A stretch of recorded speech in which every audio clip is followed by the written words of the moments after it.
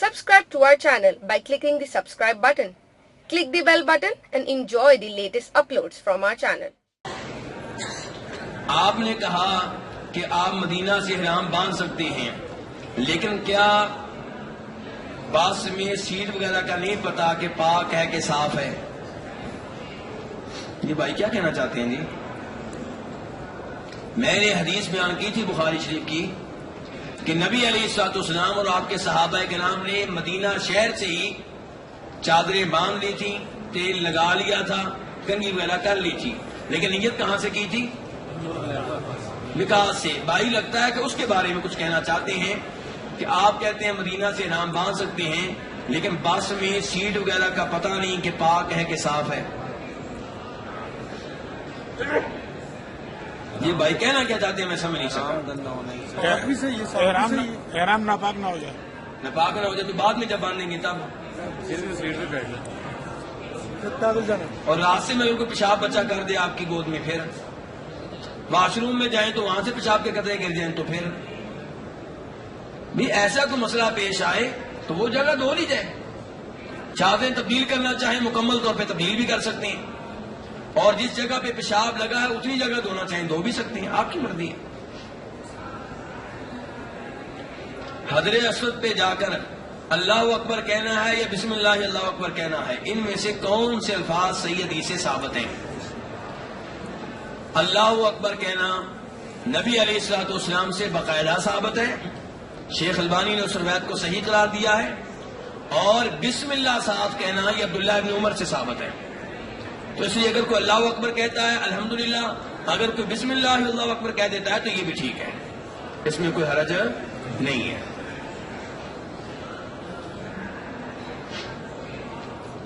طواف زیارت اور الوداعی طواف میں کوئی فرق ہے یا دونوں ایک جیسے ہیں؟ جی میرے بھائی فرق ہے جی؟ کیا فرق ہے جی؟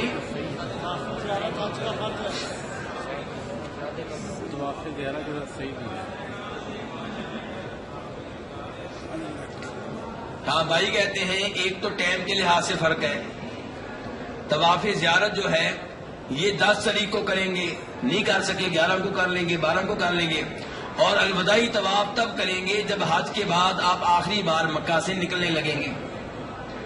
طواف زیارت کے بغیر حج نہیں ہے، اور الوداعی طواف حیض والی عورت کو معاف ہے۔ کسی مرد نے بھی اگر چھوڑ دیا ہے غلطی سے تو بکرا دے دے، اللہ کی راہ میں مکہ میں بکرا ذبح کروا دے، کام چل جائے گا۔ طواف زیارت رہ گیا تو پورے پاکستان کے بکرے بھی ذبح کر ڈالیں، کام نہیں چلے گا، ٹھیک ہے؟ طواف زیارت اگر رہ گیا تو آپ پورے سعودیہ کے اونٹ بھی ذبح کر ڈالیں، کام نہیں چلے گا۔ یہ اہمیت ہے 10 طریقے طواف کی۔ الوداعی طواف بھی ضروری ہے، ایسا نہ ہو کہ آپ اس کو غیر ضروری سمجھنا شروع ہو جائیں، لیکن وہ ضروری ہے، لیکن اتنی گنجائش ہے کہ حیض والی عورت کو معاف ہے۔ 10 طریقے کا طواف حیض والی عورت کو بھی معاف نہیں ہے۔ نبی علیہ الصلوۃ والسلام بخاری مسلم کی روایات کے مطابق جب مکہ سے حج کے بعد نکلنے لگے، الوداعی طواف باقی رہ گیا تھا، تو آپ کو پتا چلا کہ جناب صفیہ حیض کی حالت میں ہے۔ کون جناب صفیہ؟ آپ کی بیگم حیض کی حالت میں ہے۔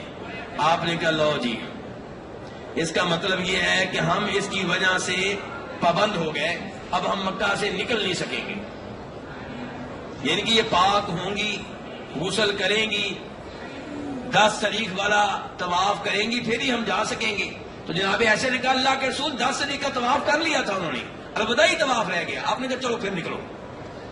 تو حیض والی عورت کو کون سا طواف معاف ہے؟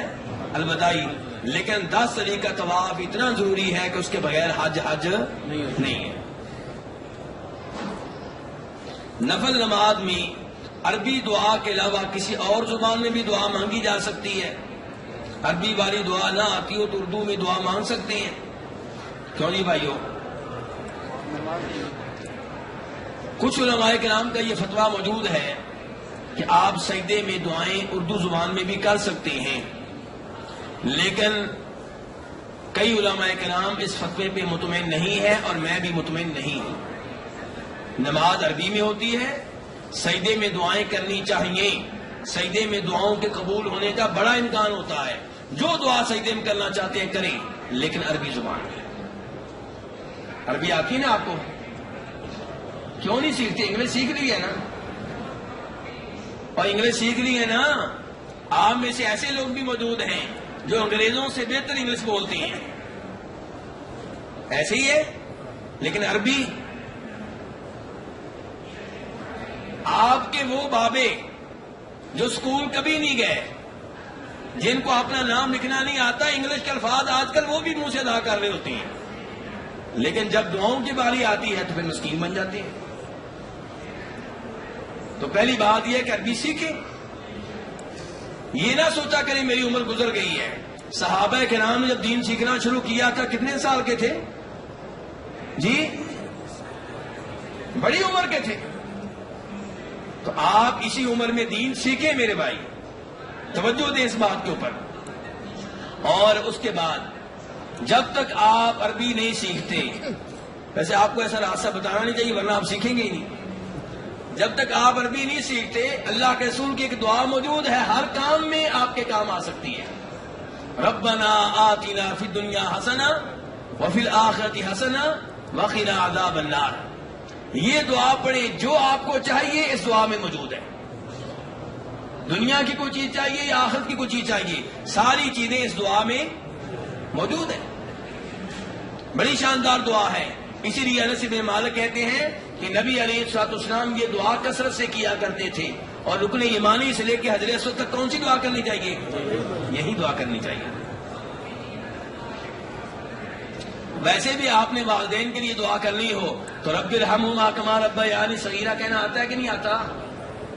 اولاد چاہیے ہو تو ابراہیم علیہ السلام کی دعا ہے ربی حبلی من الصالحین. آتی ہیں دعائیں لگتا آپ کو.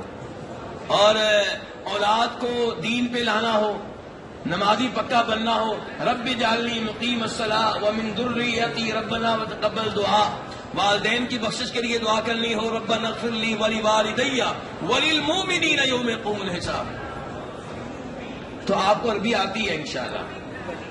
سجدے میں تلاوت کرنے کی اجازت نہیں ہے, لیکن قرآن کی دعائیں سجدہ میں بطور دعا پڑھ سکتے ہیں, بطور تلاوت کے طور پہ نہیں, دعا کے طور پہ. قرآن کی دعاؤں سے بہتر دعائیں کون سی ہو سکتی ہیں؟ پڑھنے کے بعد اس میں یہ دعا کر سکتا ہے. جی ہاں میرے بزرگ یہی تو بتا رہا ہوں. سبحان ربی الاعلیٰ پڑھنے کے بعد یہ دعائیں کرتے رہیں. جی سجدے میں دعائیں کرنی چاہیے. یہ دو پرانے سوال ہو گیا, اب نئے کی طرف آتے ہیں بھی ایک آدھ.